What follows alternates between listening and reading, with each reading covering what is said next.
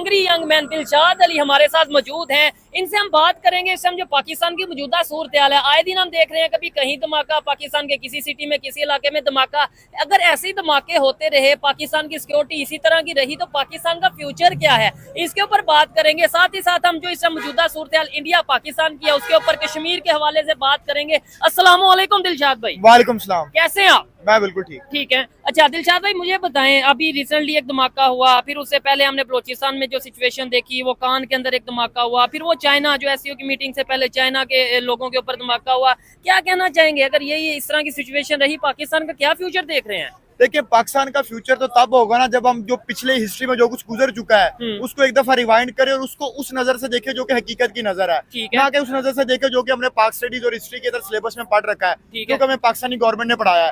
अब अगर आप उस साइड पे आए तो नहीं, मतलब आप ये कह रहे हैं कि हमारा फ्यूचर तब बेहतर होगा जब हम अपने पास्ट में जो रियलिटी है उसे एक्सेप्ट करेंगे। और ये बात मैं ऑडियंस को भी कहना चाहता हूँ कि अगर मैं कहीं गलत हूँ तो मुझे आप करेक्ट कीजिएगा। मैं आज वो बातें बताऊंगा जो कि ना तो हमें सिलेबस में बताई जाती हैं और ना सरकारी टीवी पर बताई जाती हैं, और वो टोटली हकीकत पर मबनी है। जिस कौम ने 4 जंगें अब तक लड़ चुकी हुई हैं, जिस कौम ने शुरू से लेकर एंड तक जंगों में हिस्सा लिया जब से पाकिस्तान बना है।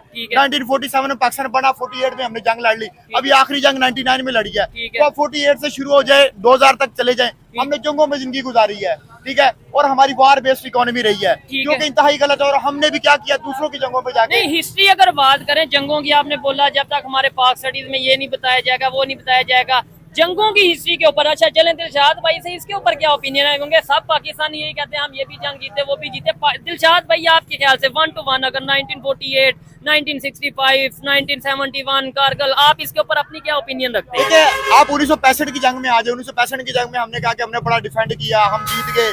1971 की जंग भी हम जीत गए, 48 वाली भी जीत गए, 99 वाली भी जीत गए। तो आप मुझे बताएं कि 65 की जंग में आप कहते हैं कि हमने तो उनको बाहर ही रोके रखा, तो इधर लाहौर के अंदर इंडिया के टैंक मौजूद हैं, तो वो फिर कहाँ से आए हैं? ठीक है, अगर तो हम ये जंग जीत चुके थे, उसमें तो बाद में अमेरिका ने इंटरफेयर किया और मामला जाके आगे बढ़े, ठीक है। और हमें अभी तक तो यही बताया जाता, बल्कि हम 6 सितंबर को जो हमें दिफा मनाने भी टूर पड़ते हैं। 1971 की जंग में आ जाए, आपको पता है दुनिया का सबसे बड़ा सरेंडर वर्ल्ड वार के बाद इन्होंने किया है। 93 वार प्रिजनर थे, 93,000 वार प्रिजनर थे, ठीक है। और उनकी उधर लटकाई हुई थी, उन्होंने क्या निकरे लटकाई हुई थी, ठीक है, जो कि हमारे लिए बदनामी का बाइस बने हैं ये लोग। अब 1948 की जंग उठा के देख लें, कारगिल की देख लें। पहले तो हम माने ही नहीं कि हम जंग में थे, पहले तो हम कह रहे थे मुजाहिदीन है, वो अपने तौर पर लड़ रहे हैं, दुनिया के सामने हमने ये इमेज पेश किया, ठीक है। और जब उन्होंने कहा कि आप 500 डेड बॉडीज ले लें, तो हमने उसको भी लेने से इनकार किया। तो बाद में हम जो है वो सब कुछ मान गए। बाद में परवेज मुशर्रफ ने खुद इंटरव्यू दिया कि मैं तो आपको उस मुकाम पे खड़ा रहा हूँ, पहाड़ों में खड़ा रहा हूँ, ठीक है, हाँ, मैं कारगिल के पहाड़ों। तो आप मुझे बताएं कि इंटरनेशनल सतह पे आपका क्या इमेज बन रहा है कि एक तरफ आप इनकार कर रहे हैं, दूसरी तरफ आप ये बात कर रहे हैं? ठीक है, ये तो चले सारी दुनिया को पता है कौन जीता कौन हारा, नो डाउट हम पाकिस्तानी हैं। फिर जाहिर बात है जब इंसल्ट होती है तो कहीं ना कहीं ये कहना पड़ता है कि जी जीते हारे, लेकिन रियलिटी सबको पता है। मुझे बताएं, एक बात से मैं डिसएग्री करता हूँ। स्टार्ट में आपने बोला कि भाई जिस कंट्री ने 4 जंगें लड़ी हो उसने क्या डेवलपमेंट की तरफ जाना है। अगर आप पाकिस्तान को ये कह रहे हैं कि पाकिस्तान ने 4 जंगें लड़ी हैं, तो इंडिया ने भी तो 4 की बजाय 5 लड़ी हैं, 4 पाकिस्तान से, 1 चाइना से। वो 5 जंगें लड़ के दुनिया की 5वीं बड़ी इकॉनमी और आप तीसरी बनने जा रहे हैं। तो अगर आप कहेंगे जंगों लड़ने वाले कंट्री जो उनसे वो आगे नहीं जा सकते, तो फिर इंडिया कैसे चला गया? देखिए, उनकी जंगों में हमारी जंगों में फर्क है। हमने बिला वजह वो जंग जो लड़ते हैं वो अपनी कौम के लिए और अपने मुफाद के लिए लड़ते हैं। हमने जंगें जो लड़ी है रशिया के लिए लड़ी है जंग, ठीक है। रशिया को हमने उसको उसमें इख्तलाफ सपोर्ट नहीं किया। अमेरिका की सपोर्ट में जाके हमने डॉलरों की वजह से जाके रशिया के साथ अमेरिका के साथ मिल गए, रशिया के साथ जंग लड़ी। उसके बाद हमने जो है वो अमेरिका के खिलाफ जंग लड़नी शुरू कर दी तालिबान के साथ मिलके, ठीक है। तो आप मुझे बताएं, अब फिर चाइना के लिए हमने जंग लड़नी शुरू कर दी। हम कब तक हम दूसरों की जंगों में क्यों जाते हैं? हमें दूसरों की जंगों में जाना नहीं चाहिए। हमें तो अपने मुल्क के मुफाद को सामने रखना चाहिए। रशिया से हमें सस्ता तेल मिल रहा था, हमें क्या लेना देना यूक्रेन क्या है क्या नहीं है? हमें तो रशिया से तेल लेना चाहिए था सस्ता जो हमें मिल रहा है, हमारे बच्चों को फायदा था, ठीक है। और उसके बाद आप देखें कि पाकिस्तान ने 70,000 जाने दी हैं जो किसी खाते में भी नहीं आती अफगानिस्तान के अंदर। और अभी तक अफगानिस्तान वाला जो मसला तालिबान मसला अभी तक हमें मुसल्लत है। क्रॉस बॉर्डर टेररिज्म होती है और वहां से स्मगलिंग होकर चीजें आती हैं। अभी भी वो पाकिस्तान के अंदर दहशतगर्दी कर रहे हैं, हालांकि उनको हमने 50,000 से ज्यादा अफगानी मुहाजिरीन को यहाँ पे ठहराया। लेकिन आज भी हम ये कहते हैं अफगानिस्तान, ये नजर भी आता है, कहते नहीं सिर्फ नजर आता है, अफगानिस्तान के लोग हमसे नाराज हैं, हम उनसे नाराज हैं, जबकि वो भी मुसलमान हम भी मुसलमान। उसकी बुनियादी वजह मैं आपको बताता हूँ, उसकी बुनियादी वजह ये थी कि जब हमने अमेरिका को अपने हवाई अड्डे दे दिए, वो टारगेट कर सके अफगानिस्तान को। मुझे बताएं, अगर इंडिया हमारा या इंडिया या बांग्लादेश या इवन ईरान किसी मुल्क को फौजी अड्डे देता है और वो पाकिस्तान पे हमला करता है, तो मेरे लिए उसके लिए मोहब्बत तो नहीं ना जागेगी। हाँ, बड़ी मैं तो बात कहूंगा है। ये इन्होंने मेरी सरजमीन इस्तेमाल कर, पाकिस्तान की सरजमीन इस्तेमाल हुई है ना तालिबान के ऊपर अटैक करने के लिए, ठीक है। क्योंकि अमेरिका ने किया है और उसके तो ऊपर हमने हमारी बात अफगानिस्तान वाले गुस्सा तो करेंगे। ये बड़ी टेक्निकल बात की है कि भाई अफगानिस्तान के लोगों को क्यों गुस्सा है। अगर लेट्स सपोज ईरान अमेरिका को या दुनिया के किसी कंट्री को भी अपनी सरजमीन देता है कि लो जी आप यहाँ से खड़े होके या यहाँ पे अड्डे बना के पाकिस्तान पे अटैक करो, तो क्या पाकिस्तानी लोग ईरान से मोहब्बत करेंगे? या इंडिया अगर जगह देता है लेट्स सपोज, तो क्या हम ये नहीं कहेंगे हाँ भाई इंडिया गलत कर रहा है? लेकिन दिलशाद भाई यहाँ पे दो चीजें नोट करने वाली हैं। आपने ये बोला कि भाई क्या नाम लेते हैं, जब यहाँ पे हम जंग अपनी हमने जंग नहीं लड़ी, उन्होंने अपनी जंग लड़ी, लेकिन जंग तो जंग होती है ना, वो कैसे अचानक आगे डेवलपमेंट में, कैसे टेक्नोलॉजी में आगे, कब वो आगे यहाँ पे क्या कल्चर तब प्रमोट हो रहा था, वहां पे क्या हो रहा था? ये तो आप कह रहे हैं ना कि इंडिया सोते सोते ही जो है वो एक दिन ऐसा आया कि वो 5वीं बड़ी इकोनॉमी बन गया। इसके लिए उन्होंने बड़ी स्ट्रगल किया है। जब हम यहाँ पे तालिबान को ट्रेनिंग दे रहे थे, असला करचल फरा रहे थे, शिया सुन्नी काफर के नारे लगा रहे थे, पाकिस्तान के अंदर AK-47 कल्चर आ रहा था, उस वक्त उन्होंने IIT की बुनियाद रखी और IIT की बुनियाद रखी। और आज आप देख ले कि जो CEO है गूगल का सुंदर पिचाई, वो कहाँ से, वो IIT से पढ़ा हुआ इंडिया का बंदा है। तो उस वक्त उनकी प्रायोरिटीज ये थी कि उन्होंने अपने हेल्थ सेक्टर पे इन्वेस्ट किया, अपने एजुकेशन सेक्टर पे, और हमने किस चीज पे इन्वेस्ट किया कि हम इस मुल्क से पैसे ले और इस मुल्क के लिए जंग लड़ लें। ठीक है। तो हमें तो अपना स्टांस नजर ही नहीं है, हमें कोई जरूरत ही नहीं थी अफगानिस्तान की जंग में शिरकत करने की। ठीक है। और इसका जो फल है वो हमारी आने वाली नस्लें भी काटेंगी। ठीक है। नहीं दिलशाद भाई आप काफी गुस्से में लगते हैं, हमेशा गुस्से में लगते हैं, क्या वजह आपके? मैंने लास्ट एक प्रोग्राम में भी आपसे पूछा था, आज भी ये देखें कैमरामैन अगर दिखाएं, लोग कैसे देख रहे हैं कि यार ये बंदा क्या गुस्से में बोली जा रहा है, गुस्से की वजह क्या है? क्या पाकिस्तान को लेके आपकी मतलब सोच क्या है कि इतना गुस्सा अचानक आ जाता है? इसकी वजह, बुनियादी वजह तो पाकिस्तान है ना। जो लोग पाकिस्तान से मोहब्बत करते हैं, जो लोग चाहते हैं कि पाकिस्तान आगे जाए, वो पाकिस्तान को सही सिमत में देखना चाहते हैं और वो उसके मुताबिक आपको बताते हैं क्या काम बंदा था हमारे। क्या मैंने ये गलत बात किया? ऑडियंस बता दे कि दूसरों की जंगों में क्यों हमने हिस्सा लिया, इंडिया ने कौन से दूसरे मुल्क की जंग में हिस्सा लिया? आप मुझे बताएं। रशिया यूक्रेन दोनों के साथ वो चल रहे हैं, इसराइल फलस्तीन दोनों के साथ चल रहे हैं, हम क्यों जंगे लड़ रहे हैं किसी के लिए? ठीक है। हम तो इवन यहाँ तक कि हमने किसी मुल्क से डील करनी होती है तो हमें ये टेंशन होती है तुर्की नाराज ना हो जाए, सऊदी अरब नाराज ना हो जाए, फलाना मुल्क नाराज ना हो जाए, और एट दी एंड नाराज वो फिर हो जाते हैं। इन्होंने बड़ी बात की है, इस बात से मैं भी एग्री करता हूँ कि जब तक पाकिस्तान के लोगों को, बड़ी बात ये दिलशाद भाई, जब तक हमें ये नहीं पता चलेगा कि मेरा दुश्मन कौन है, मेरा मतलब पाकिस्तान का दुश्मन कौन है, तब तक हम पाकिस्तान के लिए क्या कर पाएंगे? इधर किसी से भी पूछ लो वो यही कहेंगे पाकिस्तान का दुश्मन कौन है जी? पाकिस्तान का कौन दुश्मन है? इंडिया। ये ले, अब इन्हें मैंने तो नहीं बताया पाकिस्तान का कौन दुश्मन है। इंडिया। पाकिस्तान का दुश्मन कौन है? हाँ कौन दुश्मन है अंकल जी? क्या ये देखें इधर पीछे जो लड़के खड़े हैं, इन्हें ये नहीं पता होगा पाकिस्तान के प्राइम मिनिस्टर का क्या नाम है? नवाज शरीफ। हाँ नवाज शरीफ। क्या नाम है पाकिस्तान के प्राइम मिनिस्टर का? नवाज शरीफ। देखें पाकिस्तान के प्राइम मिनिस्टर का नाम नहीं पता, लेकिन पाकिस्तान का दुश्मन का पता है इंडिया। इन्हें करेक्ट करें जरा, इन्हें बताएं कि जब तक हम अपने दुश्मन ही नहीं हमें पता चलेगा कौन है, तो हम लड़ किससे पाएंगे? जब 70 साल से हमारे बच्चों को ये दिमाग ब्रेन वॉशिंग की गई है कि आपका दुश्मन इंडिया है। हालांकि मैं आपको बता देता हूँ, ठीक है, एक सच्चा पाकिस्तानी और एक सच्चा हिंदुस्तानी कभी भी आपस में दुश्मन नहीं है। जबरदस्त। वो एक दूसरे के साथ अच्छे ताल्लुकात चाहते हैं। क्योंकि ये कुछ गंदे अंडे हैं जो कि हमारे करप्ट पॉलिटिशियंस हैं और कुछ हमारे सिक्योरिटी इदारों के लोग हैं, एस्टेब्लिशमेंट है, जो कि नहीं चाहती कि पाकिस्तान इंडिया की कभी सुलह हो। पाकिस्तान इंडिया की सुलह हो जाती है तो हम वेपन का कहाँ से लेंगे, बजट कहाँ से लेंगे? 2200 रुपए आप हर साल बजट उठाते हैं ना। इवन एजुकेशन का जो बजट है वो 3 फिगर में नहीं है, आपको पता है 100 अरब से कम है एजुकेशन का बजट। ठीक हो गया। जहाँ गरीबों के बच्चों ने पढ़ना है, आप सेहत का बजट उठा के देख ले वो कितना है, दिफा का बजट कितना है। तो जब तक हम इन चीजों में लगे रहेंगे तो मुझे नहीं लगता कि पाकिस्तान के आगे जाने के चांसेस है। और पाकिस्तान का असल दुश्मन वो मुल्क है जैसे कि अमेरिका पाकिस्तान को तोड़ लिया, IMF की तरफ से कंट्रोल कर रहा है,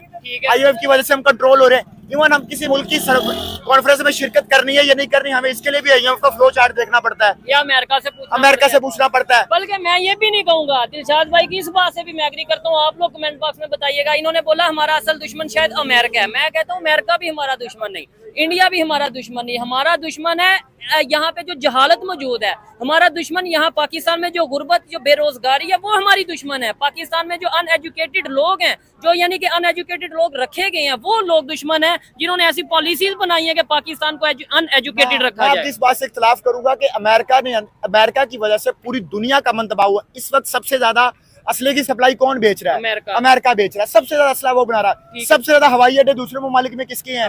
उनके हैं। उसके बाद आप आगे आ जाए, सबसे ज्यादा बड़ी फौज किसकी है, वो भी उनकी होगी। न्यूक्लियर पावर सबसे ज्यादा, न्यूक्लियर इक्विपमेंट रशिया के पास सबसे ज्यादा उनके पास है, 5000 कुछ समथिंग उसकी फिगर बनती है। तो आप मुझे बताएं, एक तरफ कहते हैं कि अमेरिका हमने पूरी दुनिया में अमन लेके आना, दूसरी तरफ आप जो है वो लोगों को असला बना के बेची जा रहे हैं। ठीक है, लेकिन उसमें अमेरिका का आप कह रहे ना डिसएग्री करता हूँ, मैं कहता हूँ अमेरिका की फिर जरूरत क्यों नहीं होती कि वो चाइना के अंदर इन्वॉल्वमेंट उस तरीके से करे जैसे पाकिस्तान में करता है। नहीं, अमेरिका की दुश्मन जरूरत क्यों नहीं होती कि वो इंडिया में उस तरीके से इन्वॉल्वमेंट करे जैसे वो पाकिस्तान में करता है। इसका मतलब है हम कहीं ना कहीं मौका देते हैं तो वो लोग इन्वॉल्वमेंट। जाहिर है हमारा कसूर तो है कि हम अगर कहें कि जैसे रशिया है, चाइना है, इवन ईरान है, ईरान मुदाखलत नहीं करने देता अमेरिका को अपने अंदर। ठीक है, तो हम क्यों मुदाखलत करने देते हैं।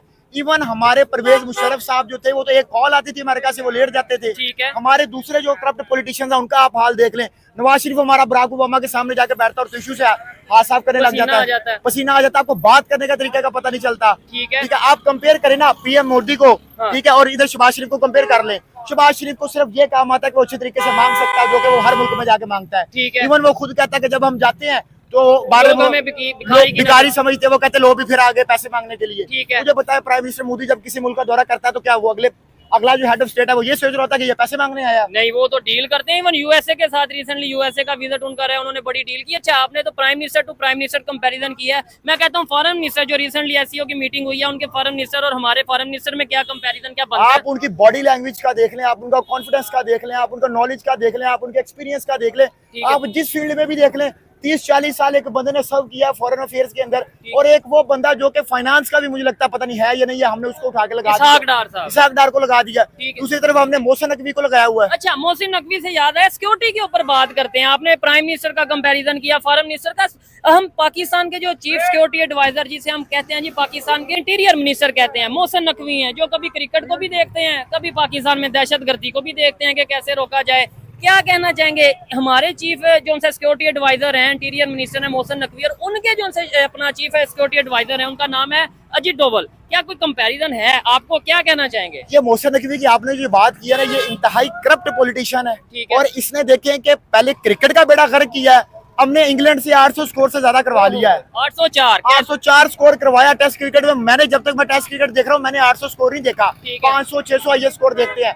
क्रिकेट का बेड़ा गर्क करवा दी। वर्ल्ड कप में हमारे साथ क्या हुआ है सारी दुनिया ने देखा है, ठीक है। इवन हम आगे क्वालिफाई नहीं कर सके, क्रिकेट का बेड़ा गर्क करने के बाद में फिर कहीं ना कहीं हम बर्दाश्त कर लेते हैं, यार कोई नहीं मसला, गेम में हार जीत होती रहती है। इधर पाकिस्तान में जो बदअमनी हो रही है वो कैसे बर्दाश्त? क्रिकेट के बाद उनको पास सिक्योरिटी का चार्ज था, वजीर दाखिला का चार्ज था, उसमें भी उन्होंने हमारा बेड़ा गर्क करके रख दिया। कभी कहीं धमाका हो रहा है, कभी कहीं धमाका हो रहा है, ठीक है। वो जिसके टाउट है वो भी हमें पता है, ठीक है, वो एस्टेब्लिशमेंट के टाउट है, सीधी बात है। मुझे बताएं, एक बंदे का फेस ही नहीं है, एक बंदे का नाम ही नहीं है, ठीक है। आपने उसको ऊपर से उसको अपने सेनेटर भी बनाया हुआ है।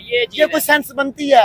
एक ऐसा बंदा अगर वो काउंसलर का इलेक्शन लड़े तो मैं शर्त लगा कह सकता हूँ वो काउंसलर का इलेक्शन नहीं जीत। ठीक है, चले इधर एक और बड़ा जबरदस्त सवाल मैं आपसे पूछूंगा कि मुझे ये बताएं, पाकिस्तान के जो चीफ सिक्योरिटी एडवाइजर हैं और इंडिया के, देखें मसले तो वहाँ पे भी होंगे, सिक्योरिटी के बहुत से, इतना बड़ा कंट्री है, दुनिया की सबसे बड़ी डेमोक्रेसी है, मसले तो वहाँ पे होंगे। उनके चीफ सिक्योरिटी एडवाइजर और हमारे चीफ सिक्योरिटी एडवाइजर के ऊपर आपको अगर कमेंट करने का मौका मिले। नो डाउट, इंडिया जितनी बड़ी कंट्री है और जितनी बड़ी आबादी है उनके अंदर भी मसले मसाइल है। मैं ये नहीं कहता कि वो बिल्कुल ठीक चल रहे हैं, हाँ, होंगे, ये कमेंट में लोग बता दें, वो कमेंट में लोग बता दें। उधर भी गुर्बत के मसाइल हैं, उधर भी बाकी चीजों के मसाइल हैं। कश्मीर में बहुत सारे टेररिज्म का सामना करना, ये खालिस्तान वाला मसला कभी उठ जाता है, कभी जुबान पे कोई मसला उठ जाता है, कभी मजहबी तफरके भी थोड़े बहुत हो जाते हैं। जाहिर है इतना बड़ी कौम है, इतने बड़े लोग हैं तो मसले हो जाते हैं। अब मोहसिन नकवी को आप कंपेयर कर रहे हैं, पहले तो मुझे आप पे हैरानगी आ रही है कि आप सवाल क्या कर रहे हैं आप मुझसे कि एक मोहसिन नकवी को आप उस बंदे के साथ कंपेयर कर रहे हैं अजीत डोवल है, अजीत डोवल, मुझे सही प्रोनाउंसिएशन नहीं आती उसकी, वो जो बंदा है, ठीक है, उसको आप कंपेयर कर रहे हैं चीफ मिनिस्टर मोहसिन नकवी के साथ कर रहे हैं। मोहसिन नकवी का मुझे बताएं क्या एक्सपीरियंस है? 3 फील्ड के अंदर है ना, वो सेनेटर है, वजीर दाखिला है, मुझे बताएं इसमें क्या एक्सपीरियंस है? अजीत डोवल वो बंदा है जिसको 21वीं सदी का जेम्स बॉन्ड कहा जाता है। अब मुझे बताएं, वहाँ मुझे बता दे क्या मैं गलत कह रहा हूँ? वो नहीं कहा जाता, इवन वो पाकिस्तान के अंदर। जय हिंद, नमस्कार दोस्तों आपने देखा ही होगा पाकिस्तान अवाम के साथ हैट के बाद अमेरिका ने भी इंडिया पर आरोप लगाया कि इंडिया अपने गवर्नमेंट के लोगों के द्वारा अमेरिका के अंदर अमेरिका सिटीज़न को मारने की कोशिश कर रहा है। ये आरोप दोनों दोस्तों बहुत बड़ा है, क्योंकि यूजुअली ये सब चीज़ें होती नहीं है इंटरनेशनल पॉलिटिक्स में, लेकिन इंडिया के साथ सब हो रहा है। और दोस्तों आरोप लगाने वाला अमेरिका ही है, जिसने कितने ही देशों को उजाड़ा है, बर्बाद किया अपने पैसे के लिए, अपने परिवार के लिए। दोस्तों पहले तो कहीं पर आतंक खड़ा कर देता है, वह कहीं पर गवर्नमेंट गिराता है। फिर दोनों ही मतलब जो दो पार्टी बनती है उन दोनों ही पार्टी को हथियार सप्लाई करने वहाँ से खूब पैसा भी कमाता है। अब कहीं ना कहीं इंडिया भी उसी रास्ते पर चल रहा है जो अमेरिका की नज़रों में बहुत ज़्यादा खटक रहा है, क्योंकि इंडिया किसी को तो लड़ाता नहीं है, लेकिन जो लड़ने वाले देश हैं ना वो दोनों तरफ से कुछ ना कुछ बेचकर पैसा ज़रूर कमा रहा है। यह सब चीज़ें बहुत सारे देशों से नहीं देखी जा रही है, लेकिन सबसे बड़ी अचंभे की बात है तो यह है कि जब इस तरीके के मुद्दे उठते हैं तो ऐसा में किसी देश के, चाहे वो गवर्नमेंट हो चाहे अपोजिशन हो, उसे देश के साथ खड़ा होना चाहिए। लेकिन इस देश की महान अपोजिशन जिसने इस देश को आज़ाद किया था वो बाकायदा भाई अमेरिका की गोदी में जाकर बैठ गया है। तो इसी टॉपिक पर पाकिस्तान के रिएक्शन ने आपने देखा कि आवाम ने किस प्रकार से अपने जो थे वो मुद्दे उन्होंने व्यक्त किए हैं। इसी के साथ मिलते हैं आपको नेक्स्ट वीडियो में। अगर वीडियो अच्छी लगे तो प्लीज़ कमेंट कीजिएगा, लाइक शेयर सब्सक्राइब करना ना भूलें। जय हिंद।